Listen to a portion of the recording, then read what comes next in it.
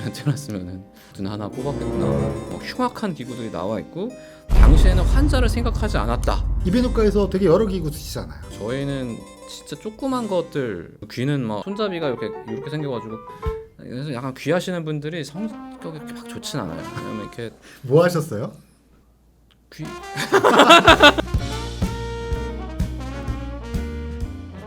네, 안녕하세요. 서울대학교 의과대 법의학 교실의 유성호입니다. 오늘은 특별한 분을 좀 모시고 재밌는 이야기를 좀 하려고 하는데요. 사실은 제 채널이 매일 죽음과 관련된 얘기를 해서 저도 제 채널을 볼 때마다 약간 무겁지 않나 막 이런 생각이 드는데, 오늘은 법의학을 넘어서 의학, 그러니까 법의학보다 더 큰 카테고리인 의학과 관련된 내용을 조금 여러분과 함께 또 법의학적인 내용도 포함해서 이야기를 나눠보도록 하겠습니다. 오늘 모신 분은 닥터 프렌즈, 무려 100만 구독자의 진행자이자 채널 주인이신 우리 이낙준 선생님을 모셨습니다. 예. 안녕하세요. 안녕하세요. 네, 저는 방금 소개받은 닥터 프렌즈 이낙준입니다. 원래는 저랑 이제 내과 전문의, 정신과 전문의 해서 3명이서 운영하는 채널인데요. 근데 저는 그 중에서 이비인후과 전문이고, 그래서 이비인후과 얘기를 계속 떠들다가 사실은 4년 반 정도 전에 진료를 잠시 멈추고 이제 작가로 전업하게 됐습니다.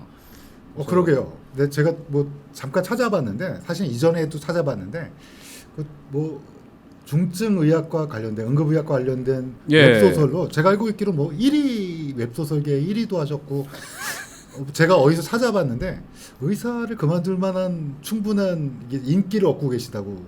예, 뭐 그렇죠. 제 기준에서는 이 정도면 잠깐 진료 안 해도 되겠는데 싶은 정도가 돼서 그거만 지금 거의 그냥 주구장창 하고 있습니다. 사실은 제가 닥터 프렌즈에 출연한 적도 있어요. 예, 맞아요. 뭐 다른 이유 때문에. 근데 그때 이제 그 오 선생님한테 이제 이낙준 선생님께서 뭔가 책을 쓰고 계신다, 뭘 쓰고 있는지 모르겠다, 막 이런 이제 친하시니까 뭐 그런 말씀을 하셨는데, 근데 이 책을 제가 지금 받아들고 읽어봤거든요. 근데 이 책을 굉장히 바쁘신 와중에서 쓰셨는데, 이 책은 어떤 내용을 다루셨는지 간단하게만 소개시켜 주시죠. 예, 제가 이제 의학의 역사를 유튜브에서 다루다 보니까 이거를 유튜브에서 영상으로 하는 것보다 책으로 다루면 조금 더 정리되고 조금 더 심도 있게 들어가서 다뤄도 재미가 있겠다 싶은 생각이 들어서, 그래서 이제 책으로 한번 엮어봤죠. 제가 이 책을 읽어봤거든요. 제가 이런 유의 책을 좋아해요. 그래서 제가 이런 유의 책을 읽은 게 바디란 책이 있어요. 제가 아마 TVN에서 이거를 빌 브라이슨의 바디를 소개하는 1시간짜리 영상을 찍은 적도 있었거든요.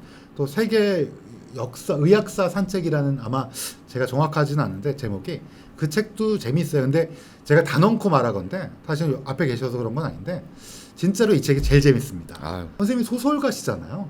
그러니까 이 내용은 팩트에 기반한 거지만 이거를 어떻게 전달하느냐에 분명히 소설적 기법을 쓰신 것 같아요. 구성하는 게, 애초에 이야기를 구성할 때 주인공이 질환이고 그거를 풀어나가는 의사들이나 이제 당하는 환자들이 조연으로 나오는 이야기인 거죠, 사실. 그러니까요. 읽다 보니까 막 이야기 속에 빠져 들어가는 거예요.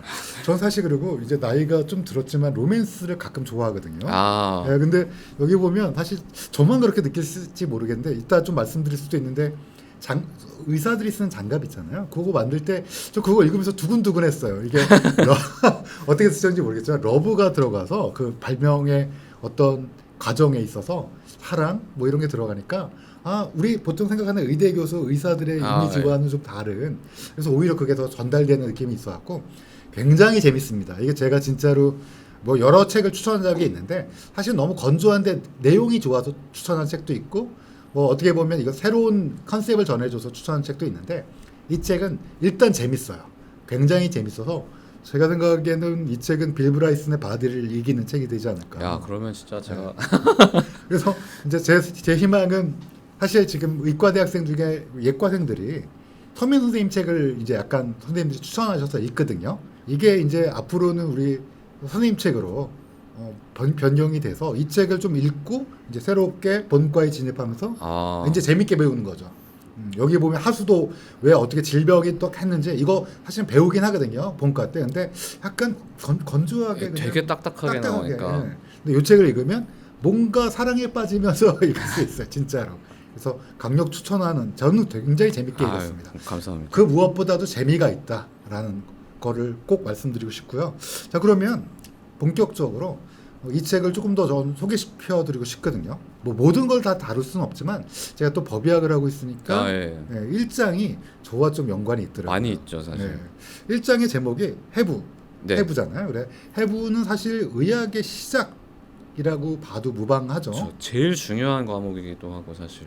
그리고 본과 들어가면 제일 먼저 배우는 과목이기도 하고. 맞아요. 의대를 졸업한 의사들은 모두 다 처음 그 해부 실습실에서의 풍경이 아주 강렬하게 인상에 남죠. 잊혀지지가 않습니다, 저도. 근데 이 책을 보니까 동서양의 해부학의 역사를 일목요연하게 정리해 주셨더라고요. 네. 우선 제가 이 책을 읽고 조금 알고 들은 적은 있지만 충격받았던 게 살아있는 사람을 예. 해부했다는 그 내용이 좀 충격적이었어요. 저도 사실 보면서 와 이런 식의 일을 했었구나. 근데 왜 이 사람의 이름이 그렇게 알려지지 않았지라는 게 되게 궁금했었는데 아마 금기였겠죠. 예, 금기를 범한 거기 때문에 이제 약간 악마의 지식이다라고 해서 폄하된 건데 헤로필로스라고 그리스 고대 그리스 사람이죠. 근데 이제 본토 사람은 아니고 본토랑 떨어져 있다 보니까 지배자들이 훨씬 자율이 있었을 거고 그렇죠. 성문화된 법을 따르지 않아도 됐을 것 같아요. 그러니까 자유롭게 죽인 거죠. 마음대로 약간. 그냥 본인이 마음대로 하는데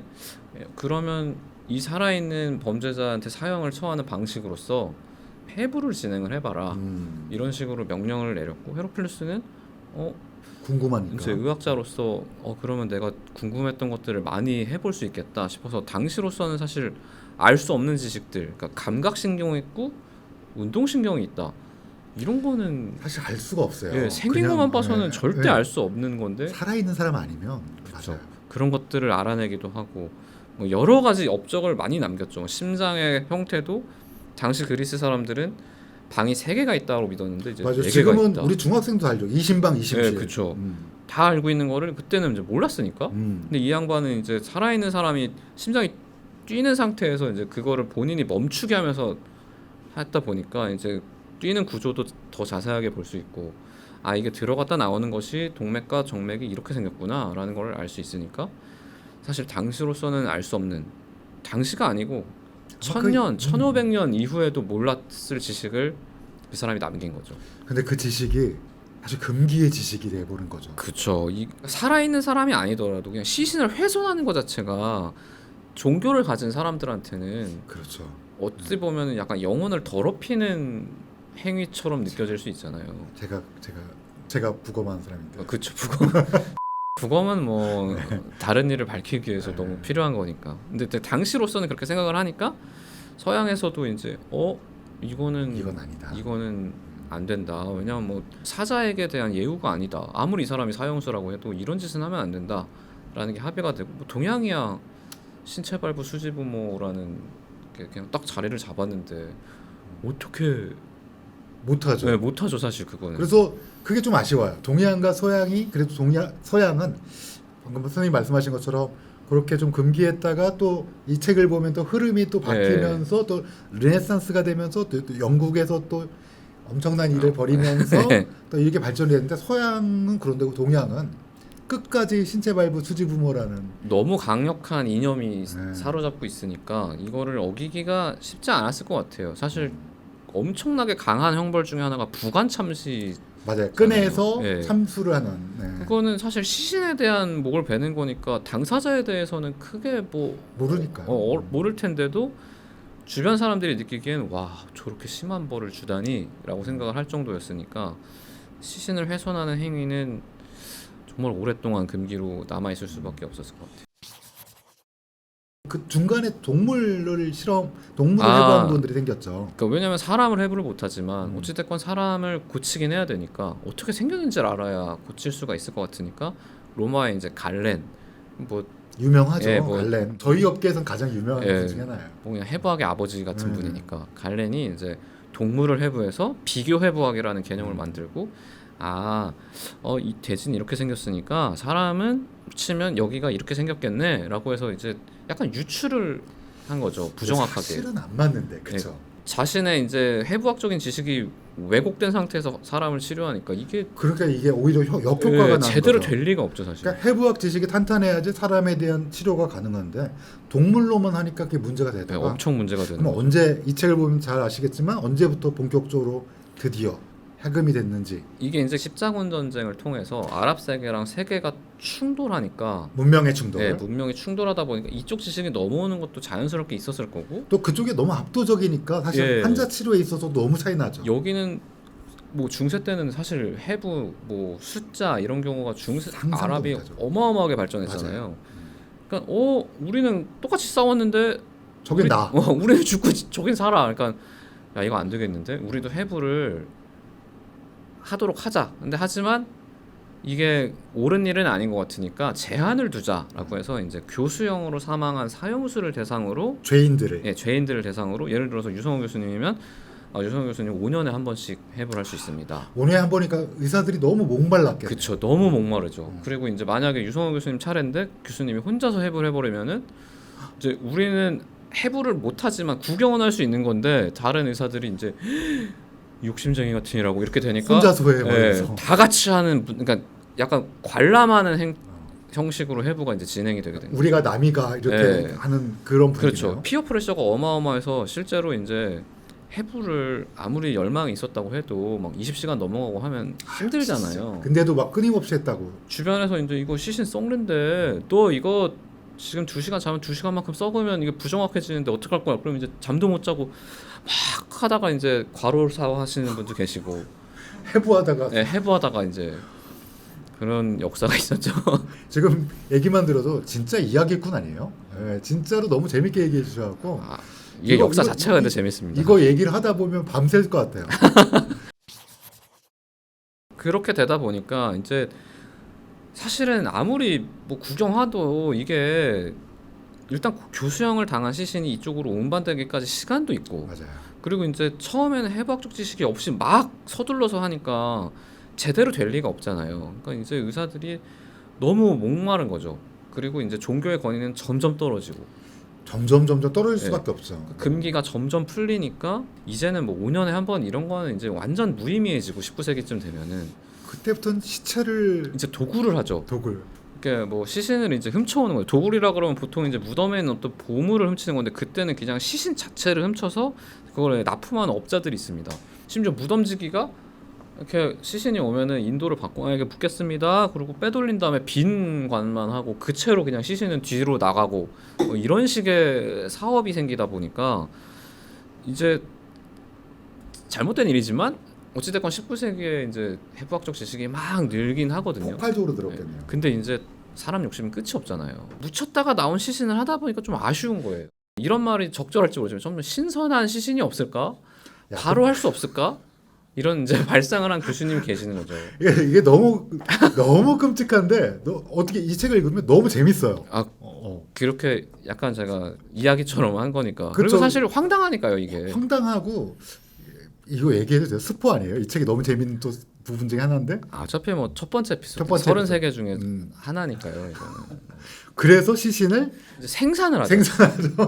이제 에든버러의 녹스 교수님이 신박한 아이디어를 내서 그러면은 시신을 이게 좀 더 빨리 할 수 없어? 그러니까 이제 윌리엄 버크 헤어 형제가 저희는 시신을 생산할 수 있을 것 같습니다. 생산을 한다고? 그날 바로 보여주죠. 그냥 길 가는 행인을 뒤에서 이제 목을 졸라가지고 그 상태로 이제 딱 사망을 시킨 다음에 그 채로 바로 녹수기관에서 배달을 하니까 이게 뭐 산지직송이잖아요, 사실. 그러니까 이게 말이 안 될 정도로 이게 범죄인데 네. 사실은 이게 와. 말도 안 될 정도로 오니까 녹스 교수님은 신이 나는 거죠. 그래서 이제 이게 그 교수님 좀 이상한 사람이야 사실은. 나쁜 것은 나 사실은 그 교수님은 옛날 책에서 읽은 적이 있거든요. 아, 그래요? 근데 이렇게 나쁜 사람인지 몰랐어요. 사실 왜냐하면 엄청난 업적을 남겼기 맞아요. 때문에 네. 아마 다른 방면으로 아시는 분들이 있을 텐데 사실은 이제 부도덕한 일을 한 거죠. 본인이 모를 수가 없잖아요. 이게 이렇게까지 생생한 시신을 어떻게 시신이 따뜻해. 네. 근데 시신이 그리고 아직 이제 초기 상황이에요. 그러면 당연히 알죠. 의사로서는 모를 수가 없는데 그냥 뭐 자세한 정황은 묻지 않은 거죠. 안 물을게 하고 비싼 돈 주고 앞으로도 이런 시신을 부탁해 하고 계속 하다가 이제 조수가 오늘 온 시신을 보니까 아는 얼굴이야. 내 친척이에요. 내 사촌이야. 뭐야? 방금 전까지 살아 있었는데. 아까 집에 가는 거 왜 여기 있어? 뭐 연락도 없었는데. 그래서 교수님 이거 어떻게 된 거예요? 추궁하니까 그제서야 이제 내가 아는 업자들이 있는데 얘네가 시신을 배달하는 게 아니라 사실 생산을 해. 그래서 이제 윌리엄 버크 헤어가 잡히죠. 근데 웃긴 거는 녹스 교수는 사법기관에 처벌을 받지 않고 아마 귀족이었을 거야. 그렇죠? 아 당시 뭐 유럽은 영국은 특히 뭐 가진 게 많고 하면은 그냥 넘어가 줬으니까. 근데 이제 윌리엄 버크 헤어는 교수형을 당하는데 교수형을 당한 이제 시신을 가지고 바로 해부학. 그럼 죽음은 어떻게 결정했는가? 이것도 2장에서 아주 재밌게 예. 다루고 계시더라고요. 사실 이 사람이 죽었는지 살았는지 판단하는 것도 의학이 어느 정도 이상 발전하기 전에는 쉽지 않았을 거잖아요. 저도 그 전까지 생각을 해본 적이 없는데 심장이 뛰는지 안 뛰는지 청진기도 없이 봐야 되고 그다음에 뭐 맥박이 어디서 뛰는지 사실 명확하지도 않았을 거고 호흡이 사실은 미약하면 미약하면은 이게 죽은 거야 안 죽은 거야 알 수도 없고 그리고 뭐 혈압 같은 게 많이 떨어져서 이렇게 창백해지면은 온도도 내려가니까 이게 이제 죽었나? 애매한 상황들이 많으니까 아마 옛날에는 살았는데 죽었다고 판정을 하고 그냥 이제 묻었을 가능성도 굉장히 높기는 했을 것 같아요. 그리고 이제 조개 매장이 실제로 사회적인 문제가 되는 게 이제 19세기 정도가 되면은 유럽은 이미 도시가 과밀화가 돼서 뭐 몇백만씩 있고 이러니까 옛날처럼 3일장, 5일장을 할 수가 없게 된 거죠. 일반적인 사람들은. 그러니까 뭐 귀족들은 했겠지만 죽으면 바로 묻어야 되는데 이게 확인을 안 하고 묻으니까 자꾸 묻으면서 괴담이 들리고 뭐 누가 막 했다더라. 특히 그 사형수들 교수형 같은 경우는 이게 안 죽을 수도 있거든요, 사실은. 이게 부러진 거가 아니고 그냥 머리로 가는 혈류가 차단됐으면은 죽어가는 묻으면 이 사람이 막 관두드리고 하면 너무 무섭잖아요. 이 사람이 원한이 있을 텐데. 그러니까 뭐 괜히 프랑켄슈타인이나 뭐 좀비 설화가 막 그쯤에서 나온 게 아닌데. 프랑켄슈타인이 또 그런 백그라운드가 있죠. 백그라운드가 있으니까 이거 너무 무서운데 어떻게 해결할까? 이제 그 고민을 본격적으로 시작하다 보니까 뭐 청진기도 나오고 청진기. 뭐 심장이 이미 그때는 심장이 이제 뛰는 걸 알고 있으니까 좀 과격한 사람은 죽었는지 안 죽었는지 심장 찔러보면 아는 거 아니야? 그래서 찔렀는데 피 튀면 살았네. 내가 죽였네. 살았었는데 그러니까 이게 여기에 적나라하게 일단 내가 방금 전까지 살아 계셨습니다. 이렇게 돼. 근데 지금 돌아가셨습니다. 지금은 돌아가셨습니다. 확실히 돌아가셨으니까 이제 묻으시죠. 이렇게 되니까 이제 그런 것들을 조금씩 계산해서 이제 뭐 형광 물질을 넣어서 뭐 눈이 이렇게 되면은 이 사람 아직 서큘레이션이 있다. 아직은 심장이 뛴다. 형광 물질이 유독한 것도 있지만 무독한 것도 있는데 잘 모르는데 그때는 몰랐죠 사실. 지금도 사실 많이 쓰니까. 근데 그런 식으로 하다가 이제 점점 20세기, 20세기가 지나면서 여러 가지 지표를 볼 수 있는 것들 청진기로 대표되고 심전도기가 나오고 이런 지금은 이제는 그렇죠. 지금은 그럴 리는 요 역사를 쭉 한 거 요 한 챕터에 아주 재밌게 그러니까 동서양은 예전에 죽음을 어떻게 진단했고 또 그게 또 각종 방금 말씀하신 대로 살았네 찔렀는데 근데 지금은 돌아가셨습니다. 이제는 확실합니다. 그래서 이 얘기가 있어갖고 제가 이거 읽으면서 계속 웃으면 안 되는데 사실은 이게 심각한 얘기인데 제가 웃었다고 뭐라 하지 마십시오. 근데 너무 재밌어갖고 읽으면서 야 이게 뭐 왜 이렇게 재밌지 말해서 옛날 얘기니까요. 옛날 얘기니까 지금 얘기는 아닙니다. 네. 지금은 엄격하게 지금은 병원에서 엄청나게 엄격하게 하죠 사실. 그래서 사실은 그 죽음 관련돼서는 논쟁이 지금 온고잉 계속되고 있어요. 왜냐하면 해부학도 제가 일부를 그냥 스포일러하기 싫어서 끝냈는데 사실 이 책을 보면 아직도 발견되고 있는 침샘이 있다. 저 이거 되게 몰랐거든요. 그러니까 해부학이 이제는 완전 끝난 학문 아니냐 그런데 아직도 온고잉 하고 있다라는 얘기를 이 책에서 아련하게 전해주면서 딱 매를 맺는데 사망도 사실은 온고잉 하고 있죠. 뭐 뇌사 판정이나 이런 것들은 계속 논란이 있으니까요. 그리고 뭐 최근에 이제 안락사 논란이 있으니까 이분은 이제 안락사를 해야 됩니다. 이제 생명유지장치 제거하십시오 했는데 의학적으로는 당연히 이 사람이 소생 가능성이 없다고 생각을 했는데 살아나는 사례가 분명히 소수지만 있으니까 사실은 우리가 현대를 살아가고 있지만 현대의학이 많이 발전했지만 그것만 100% 믿고 자신할 수는 없는 부분이 있죠. 선생님이 또 이 책을 쭉 구성하면서 제일 재밌게 읽었던 제가 실질적으로 제일 재밌게 했던 게 두 개인데요. 하나가 손 씻기예요. 손 씻기. 손 씻기는 진짜 너무 중요한 건데 저도 이런지는 몰랐어요. 이 챕터에서 가장 재밌었던 내용이 산부인과 병동이 있는데 옛날에는 젊은 산모들이 정말 많이 죽었어요. 아기를 낳다가. 진짜 뭐 산용열이라고 그래서 우리가 조선왕조에서 보면 그 왕비들의 죽음의 가장 넘버원 코즈 오브 데스가 산용열이에요. 진짜로. 아기 낳다가 다 죽거든요. 근데 18세기였죠. 이게 18세기, 19세기. 18세기에서 19세기에 걸쳐 오스트리아 빈 유럽에서 가장 선진국인데서도 그 큰 병원 어마어마하게 죽어나가니까. 지금으로 따지면 존스 홉킨스 클리블랜드 클리닉 그런 병원이죠 사실. 세계 최고의 병원. 세계 최고의 병원에서 2병동이 있는데 1병동에서 아기를 낳으면 다 죽는 거야. 거의 다. 그렇죠. 거의 다 죽고 뭐 절반 정도가 죽고 2병동 가면 그래도 좀 낫고. 좀 살고. 예.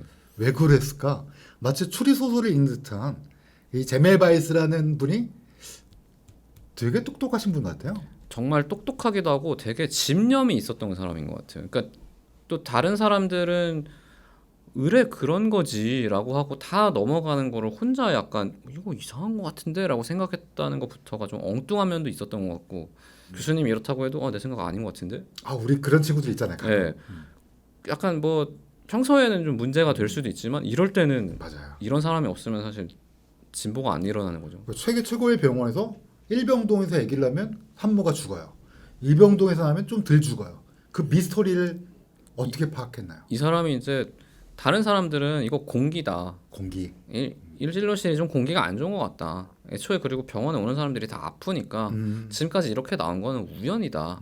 그리고 왜냐하면 중세부터 산모 사망률이 30% 40% 이랬기 때문에 너무 많이 이런 말이 있어요. 산모가 이제 자기가 이제 아기 낳으면 이제 임산부 옷을 입어야 되잖아요. 이걸 짤 때 이게 수의가 될지 아니면 이게 정말 내가 만들고 있는 산부복이 될지 알 수 없다. 이런 식의 표현이 있을 정도로 너무 많은 사람이 죽다 보니까 산모가 죽는 거에 대해서 애초에 무감각한 상태인 거죠. 사람들이. 죽을 수도 있다라고 네. 받아들이는 거죠. 그러니까 본인도 그렇고 남편도 그렇고 의사도 그렇고 너무 비극이다. 네, 그냥 이거는 죽을 수 있는 일이 벌어진 거다라고 생각을 한 건데 제멜바이스는 그렇다면 이 차이는 어디서 나오는 건지가 계속 궁금해가지고 그거를 드립하다가 자기 동료가 이제 부검을 하다가 손이 다쳐가지고 이게 덧나서 이제 사망을 하게 되는데 그 양상이 지금까지 자기가 부검했던 산모들하고 너무 흡사한 거를 보고 이거 시신에 뭔가 입자가 있나 보다. 그러니까 입자 그때는 그 입자. 당시에는 뭐 병원균이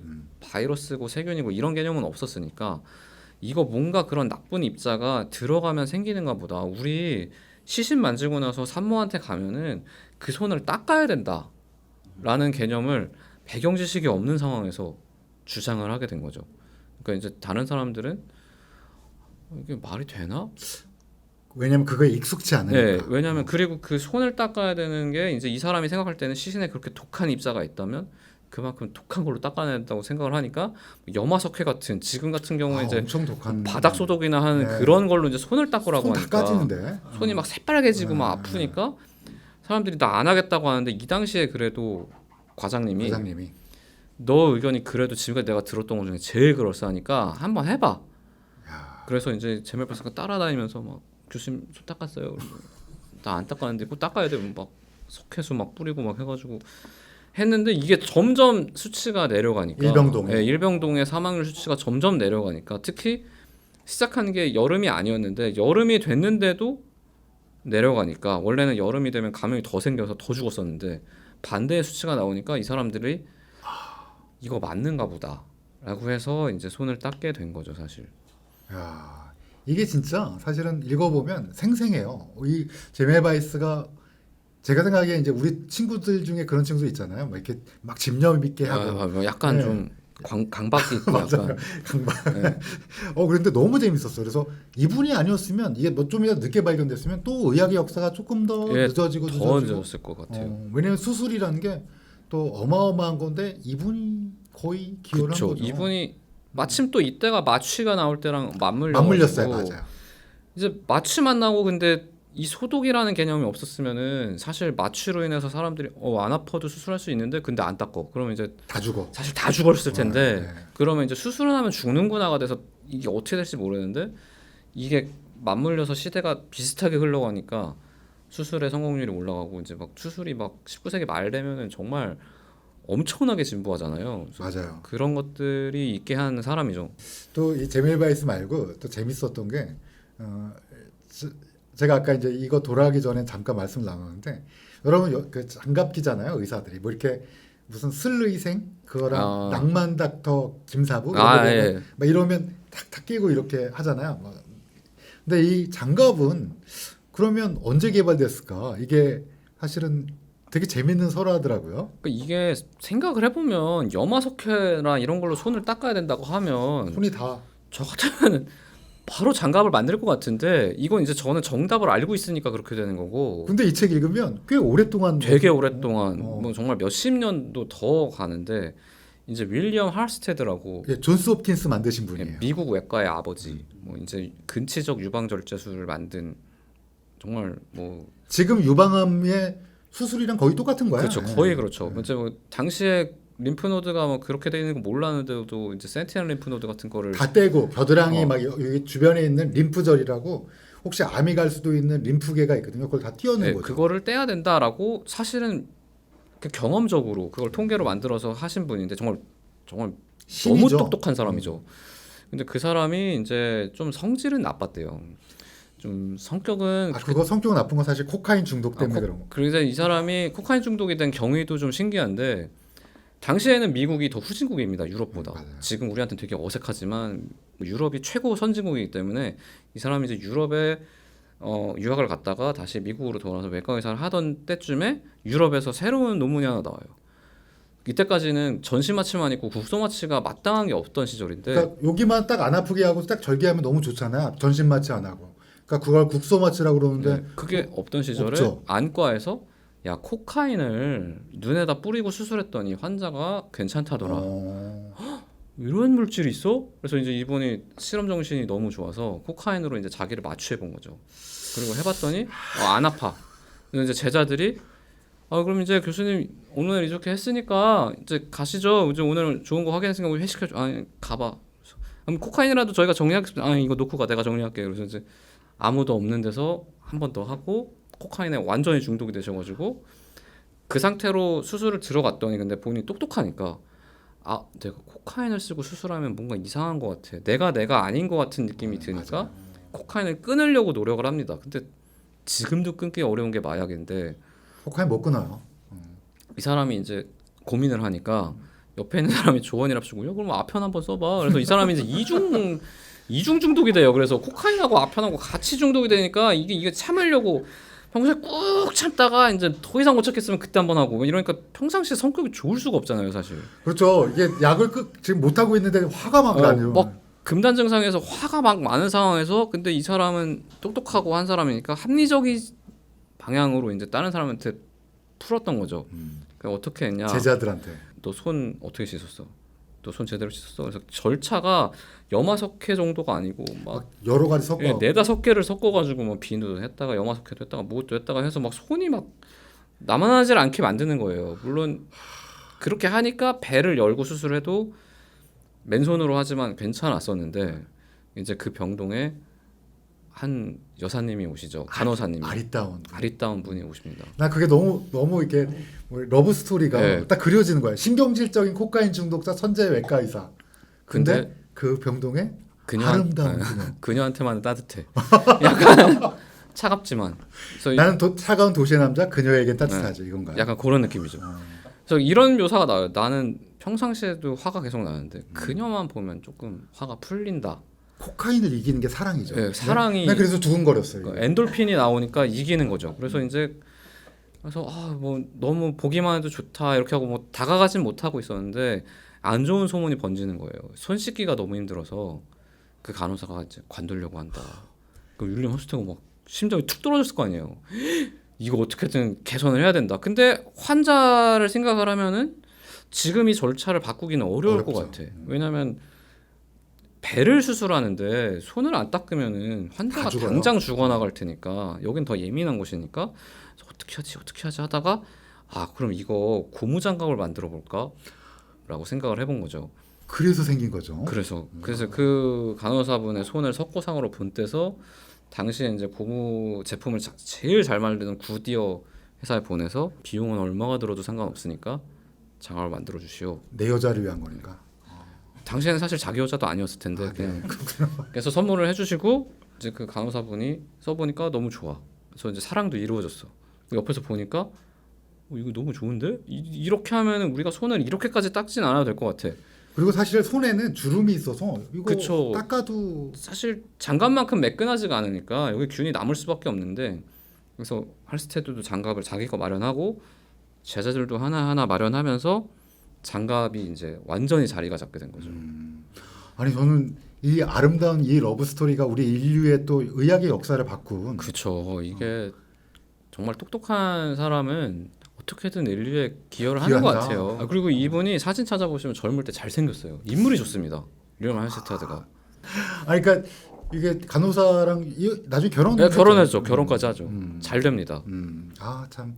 그리고 같은 해에 죽었고. 같은 해에 돌아오시고 너무 금술이 좋았던 것 같아요. 네, 해피하게 인생을 보내셨네요. 자 그러면 우리가 손 씻기에서 이제 장갑까지 나왔는데 수술기구도 선생님이 수술기구. 정리해 주셨더라고요. 사실 손 씻기 그 다음에 장갑 이건 제 입장 저도 이제 부검이니까 사실은 손을 씻고 당연히 그리고 장갑도 똑같이 비싼 거 껴요. 돌아가신 분은 안 껴도 되지 않나요? 아니, 끼긴 끼는데 싼 거 껴도 되지 않나요? 그런데 저희가 그래도 혹시 다른 쪽으로 또 감염을 시킬까봐 저희도 수술복 다 입고 이렇게 하는데 근데 기구도 사실은 저희만의 기구가 아니라 전통의 수술 도구를 저희가 부검 기구로 써요. 예를 들면 머리뼈를 열 때도 신경외과가 쓰는 톱이랑 전지기 톱을 쓰기도 하고요. 또 겸자라고 해서 뭐 이렇게 가위 비슷한 거, 또 조이는 거, 뭐 이런 핀셋 이런 걸 모두 다 쓰게 되는데 이거는 어떻게 발달이 됐는지도 이 책에 재밌게 잘 나와 있습니다. 사실 수술기구가 제가 의학의 역사를 처음 보게 된 계기거든요. 이비인후과에서 되게 여러 기구 쓰시잖아요. 저희는 사실 엄청 섬세한 기구를 쓰죠. 저희는 진짜 조그만 것들 귀 막 이런 데는 귀는 막 아예 손잡이가 이렇게 생겨가지고 끝으로 이렇게 길게 가서 본적 있어요. 이런 것들 이렇게 그래서 약간 귀하시는 분들이 성격이 이렇게 막 좋진 않아요. 왜냐면 이렇게 뭐 하셨어요? 저는 펠로우를 안 했죠. 저는 그냥 다 그래도 주 종목 있을 거 아니에요. 자신 있는 거. 귀 한 몇 년 전인가 인터넷 커뮤니티에 네. 옛날 의사들이 막 이런 기구를 썼던 이유 하면서 막 흉악한 기구들이 나와 있고 당시에는 환자를 생각하지 않았다. 막 자기네들이 편하게 했다. 이런 식으로 막 있는 거예요. 그래서 옛날 의사들도 환자를 생각하긴 했을 것 같은데. 그래서 그게 좀 궁금해가지고. 그러면 의학의 역사의 시작이 저는 수술 기구를 그래서 처음에 의미 있네요. 찾아봤죠. 이게 History of Surgical Instrument 했더니 나오더라고요. 19세기가. 봤더니 당시에는 마취가 없잖아요. 맞아요. 마취가 사실은 좀 늦게 19세기 중엽에서나 이게 나왔으니까 마취가 없는 상태에서는 사람을 수술할 때 제일 중요한 게 속도였던 거죠. 왜냐면 고통을 느끼지 말라고. 최소한 그러니까 짧게 아프라고. 뭐 아픔을 덜어줄 수는 없으니까 짧게 아프라고 이제 해야 되는데 당시 했던 수술은 그러니까 해부학적인 고려가 많이 들어갈 수 없고 단순화된 수술을 해야 되는데 절단이 대부분이었죠. 절단술을 해야 되는 거죠. 그래서 당시에는 저같이 이제 몸집이 작은 사람은 외과 의사를 할 수가 없습니다. 왜냐면 힘으로 빠르게 해야 돼요. 이 사람은 누르고 이렇게 해야 되는데 저 같은 사람을 누르면 환자가 이렇게 하다가 막 엎어지고 그러면 뭐 난리 나잖아요. 막 반만 잘랐는데 일어나면 이거 뭐 어떻게 해요. 그러니까 보통 180이 넘는 당시에 이제 유럽 평균 키가 160인데 180이 넘는 사람들이 하게 되고 특히 유명한 사람이 로버트 리스턴이라고 그분은 아예 묘사가 그냥 힘이 장사였다. 검을 휘두르는 소리보다 더 빨리 휘둘렀다. 뭐 음속을 우리나라의 척준경 뭐 약간 소드마스터 느낌으로 네. 약간 그런 느낌으로 묘사가 돼 있어요. 그래서 그 사람이 아주 커다란 칼인데 앞으로 이렇게 휜 곡도를 썼는데 그걸로 이제 절단할 때 잡고 휘두른 다음에 이렇게 그으면은 바로 뼈만 남기고 그러니까 여기 뼈를 남기고 이렇게 그어지잖아요. 네네. 그럼 그 상태에서 이제 조수들이 잘린 살을 당기면 이제 뼈가 나오니까 그 상태로 이 사람 칼 던지고 톱으로 이제 뼈를 자르았죠. 그래서 한 5분 내에 엄청나네요. 5분이면. 이 사람은 뭐 30여 초 기록도 있고. 네. 야, 이거 나갈 수 있나 모르겠는데.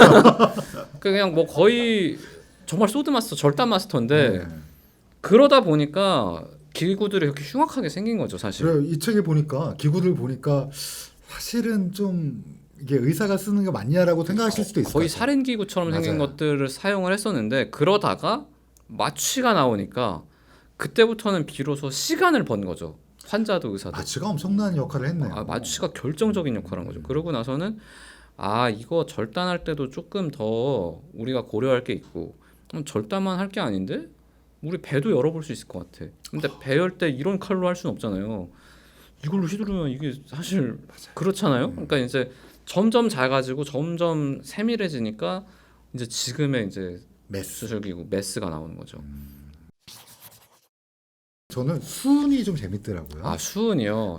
왜냐면 수은이 여러분 그 온도계 옛날에 들어갔던 지금도 온도계에 들어가는지 모르겠는데 옛날에는 온도계가 깨지면 수은이 이렇게 기화돼서 안에서 막 뭐 액체 같은 게 나오면서 금방 날아갔어요. 네. 근데 그 수은이 사실은 오랫동안 우리의 의학의 역사에서 나름 역할을 악역이지만 했죠. 예, 하면 안 되는 역할인데 네. 본인이 했죠, 사실. 실제로 온도계에 수은이 있었으니까 이렇게 해보면 막 은같이 생긴 게 막 굴러가고 그러거든요.